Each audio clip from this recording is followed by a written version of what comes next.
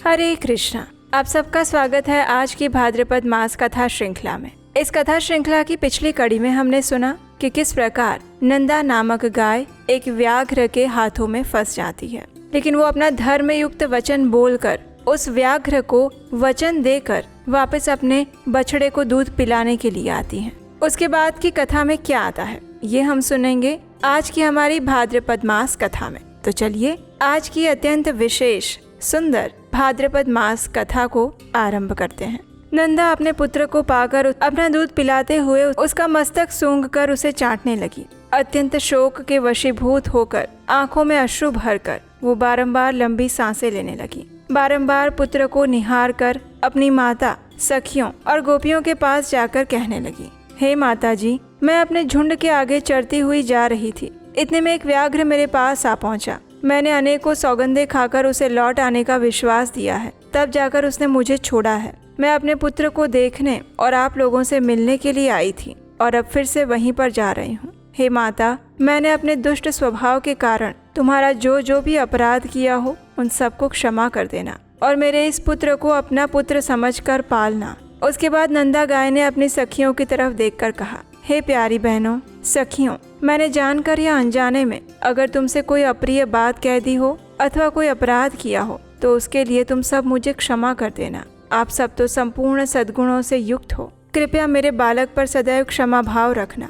मेरा बच्चा दीन, अनाथ और व्याकुल है, उसकी रक्षा करना। मैं तुम्ही लोगों को उसे सौंप के जा रही हूँ। अपने पुत्र की भांति इसका पोषण करना। अब मैं जा रही हूँ उस व्याघ्र के पास अपने वचन को पूरा करने के लिए। नंदा की ऐसी ऐसी बातें सुनकर उसकी माता और सखियों को बड़ा दुख हुआ। वे आश्चर्यचकित हो गई और विषाद में पड़कर कहने लगी, अहो, ये कैसे आश्चर्य की बात है कि व्याघ्र के कहने से सत्यवादिनी नंदा पुनः उस भयंकर स्थान में प्रवेश करना चाहती है। शपथ और सत्य के आश्रय से शत्रु को धोखा देकर अपने ऊपर आए हुए महान भय का यत्नपूर्वक नाश करना चाहिए। जिस उपाय से आत्मरक्षा हो सके वो कर्तव्य है। हे नंदे, तुम्हें वहाँ नहीं जाना चाहिए। जरा अपने नन्हे से शिशु को तो देखो। उसे त्याग कर सत्य के लोभ से जो तू वहाँ जा रही है, ये तुम्हारे द्वारा अधर्म हो रहा है। इस विषय में धर्मवादी ऋषियों ने पहले एक वचन कहा था और वो ये था कि प्राण संकट उपस्थित होने पर शपथों के द्वारा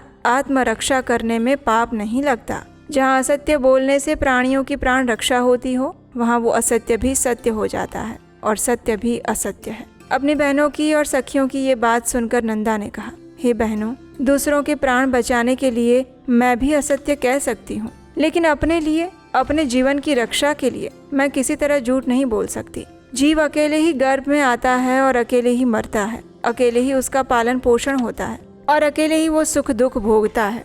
इसलिए मैं सदैव सत्य बोलूंगी। सत्य पर संपूर्ण संसार टिका है। सत्य के कारण ही समुद्र अपनी मर्यादा में रहता है। राजा बलि भगवान विष्णु को पृथ्वी देकर स्वयं पाताल में चले गए और छल से बंधे जाने पर भी सत्य पर वे डटे रहे। गिरिराज विंध्य अपने 100 शिखरों के साथ बढ़ते हुए बहुत ऊंचे हो गए थे, लेकिन सत्य में बंध जाने के कारण ही वे महर्षि अगस्त्य के साथ किए गए अपने नियम को नहीं तोड़ते हैं। उसकी ऐसी बातें सुनकर उनकी सखियों ने कहा, हे नंदे, तुम सच में संपूर्ण देवताओं और दैत्यों के द्वारा नमस्कार करने योग्य हो, क्योंकि तुम परम सत्य का आश्रय लेकर अपने प्राणों का भी त्याग करने जा रही हो और ये त्याग बहुत कठिन होता है। हे कल्याणी, इस विषय में हम लोग क्या ही कह सकते हैं। तुम धर्म का बीड़ा उठा रही हो और इस सत्य के प्रभाव से त्रिभुवन में कुछ भी दुर्लभ नहीं। इस महान त्याग से हम लोग यही समझती हैं कि तुम्हारा अपने पुत्र के साथ वियोग नहीं होगा। जिस नारी का चित्त कल्याण मार्ग में लगा हुआ है उस पर कभी भी कोई आपत्ति नहीं आ सकती। उसके बाद सखियों से मिलकर समस्त गौ समुदाय की परिक्रमा करके वहाँ के देवताओं, वृक्षों आदि से विदा लेकर नंदा वहाँ से चल पड़ी। उसने पृथ्वी, वरुण, अग्नि, वायु, चंद्रमा, 10 दिशाएं, वन के वृक्ष, आकाश के नक्षत्र, ग्रह, इन सबको बारंबार प्रणाम किया और सबको उसके पुत्र की रक्षा करने के लिए प्रार्थना की। इस प्रकार पुत्र के स्नेहवश बहुत सी बातें कहते हुए नंदा वहाँ से प्रस्थित हो गई और उस स्थान पर पहुंची जहाँ वो तीखी दाढ़ों और भयंकर आकृति वाला मांस भक्षी बाघ मुंह खोलकर बैठा हुआ था। नंदा के वहां पहुंचने के साथ ही उसका बछड़ा भी अपनी पूंछ को ऊपर उठाकर अत्यंत वेग से दौड़ता हुआ वहां पर आ गया और अपनी माता तथा व्याघ्र दोनों के आगे खड़ा हो गया। पुत्र को आया देखकर सामने खड़े हुए मृत्यु रूप बाघ पर दृष्टि डालकर उस नंदा गाय ने कहा, हे व्याघ्र, मैं सत्य धर्म का पालन करती हुई तुम्हारे पास आ गई हूँ। अब मेरे मांस से तुम इच्छा अनुसार अपनी तृप्ति करो। ये देखकर व्याघ्र ने कहा, हे गाय, तुम तो बड़ी सत्यवादिनी निकली। हे कल्याणी, तुम्हारा स्वागत है। सत्य का आश्रय लेने वाले प्राणियों का कभी कोई अमंगल नहीं होता। तुमने लौटने के लिए जो पहले सत्यपूर्वक शपथ की थी, उसे सुनकर मुझे आश्चर्य हुआ था। तुम्हारे सत्य की परीक्षा के लिए ही मैंने पुनः तुम्हें भेज दिया था, अन्यथा मेरे पास आकर तुम जीती जागती कैसे लौट सकती थी। मेरा आश्चर्य पूर्ण हुआ। मैं तुम्हारे अंदर सत्य खोज रहा था और वो मुझे मिल गया। इस सत्य के प्रभाव से मैंने तुम्हें छोड़ दिया। आज से तुम मेरी बहन हुई और ये तुम्हारा पुत्र मेरा भांजा हुआ। तुमने अपने आचरण से मुझ महान पापी को उपदेश दिया है कि सत्य पर ही संपूर्ण लोक प्रतिष्ठित है। सत्य के आधार पर धर्म टिका हुआ है। तृण और लताओं सहित भूमि के वे प्रदेश धन्य हैं जहाँ तुम निवास करती हो। जो तुम्हारा दूध पीते हैं वे धन्य हैं, कृतार्थ हैं। उन्होंने ही पुण्य किया है और उन्होंने ही जन्म का फल पाया है। मैं तो महान पापी, दुराचारी, निर्दयी हत्यारा हूँ। अब तक न जाने मैंने कितने ही जीवों को मारा है और खाया है, और पता नहीं ऐसा दारुण कर्म करके मुझे किन किन लोकों में जाना पड़ेगा। हे बहन, इस समय मुझे अपने पापों से शुद्ध होने के लिए जैसी तपस्या करनी चाहिए उसे संक्षेप में बताओ, क्योंकि अब विस्तार पूर्वक सुनने का समय नहीं है मेरे पास। व्याघ्र की ऐसी बात सुनकर उस नंदा नामक गाय ने कहा, हे मेरे भाई बाघ, विद्वान पुरुष सतयुग में तप की प्रशंसा करते हैं, त्रेता में ज्ञान और उसके सहायक कर्म की, द्वापर में यज्ञों को ही उत्तम बताते हैं, लेकिन कलयुग में एकमात्र दान ही श्रेष्ठ बताया गया है। संपूर्ण दानों में एक ही दान सर्वोत्तम है और वो है संपूर्ण भूतों को अभय दान देना। इससे बढ़कर दूसरा कोई दान नहीं।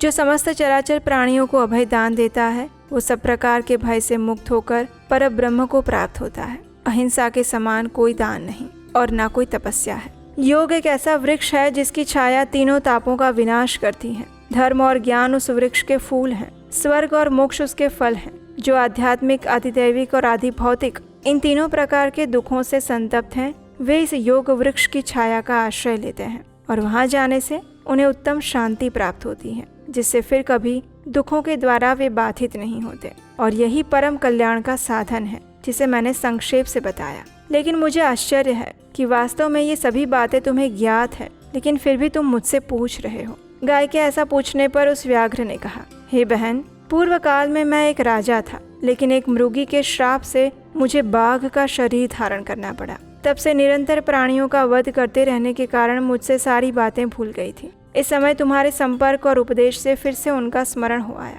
तुम भी अपने इस सत्य के प्रभाव से उत्तम गति को प्राप्त होगी। मेरे सौभाग्य से तुमने आकर मुझे धर्म का स्वरूप बताया जो सत्पुरुषों के मार्ग में प्रतिष्ठित है।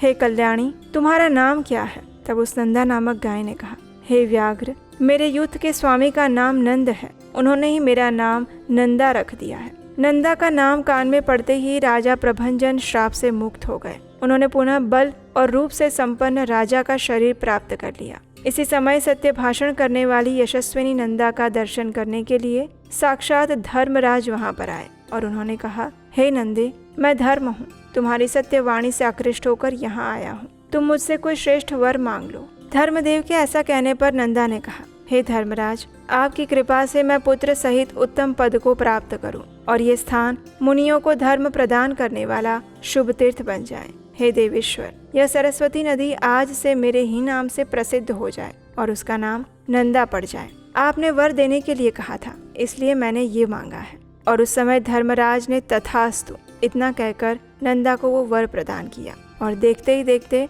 अपने पुत्र सहित देवी नंदा तत्काल ही सत्यवादियों के उत्तम लोक में चली गई।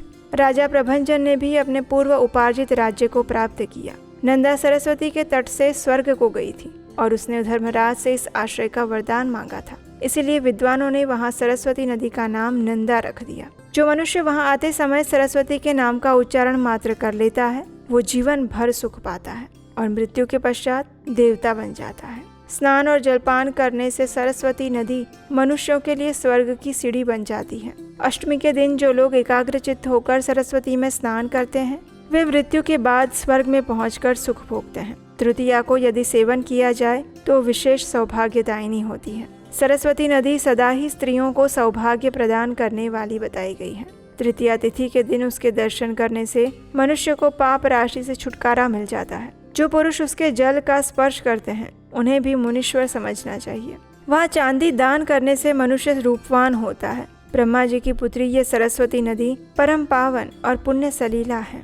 यही नंदा नाम से प्रसिद्ध है। नंदा तीर्थ में स्नान करके यदि मनुष्य सुवर्ण और पृथ्वी आदि का दान करे तो वो महान अभ्युदयकारी और अक्षय फल प्रदान करने वाला होता है। और यही थी हमारी आज की भाद्रपद मास की कथा। आशा है आपको आज की ये कथा अच्छी लगी होगी, और अगर ऐसा है तो इस वीडियो को लाइक कीजिए और शेयर कीजिए। अगर पहली बार इस चैनल पर आए हैं और कथा सुन रहे हैं तो आपके अपने चैनल उपदेश अष्टकम को सब्सक्राइब करके जाना मत भूलिएगा। और हम आपसे मिलेंगे इसी कथा श्रृंखला की अगली कड़ी के साथ कल प्रातःकाल। हरे कृष्णा।